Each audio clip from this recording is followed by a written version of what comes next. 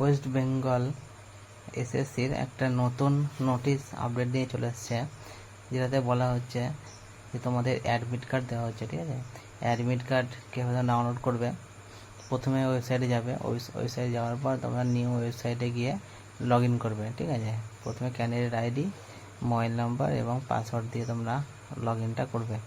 ঠিক আছে, এর মধ্যে কিন্তু তোমাদের ভেন্যু কিন্তু দিয়ে দিচ্ছে, ডেট তোমরা জানো অলরেডি। ঠিক আছে, দেখো আর লগ ইন পেজে এসেছি। হ্যাঁ, এবার লগ ইন করার পর তোমাদের একটা ড্যাশবোর্ড খুলে যাবে। ঠিক আছে, ড্যাশবোর্ড এখানে তোমাদের সমস্ত কিছু লেখা থাকবে, তার একটু কীভাবে নিচের দিকে যাবে,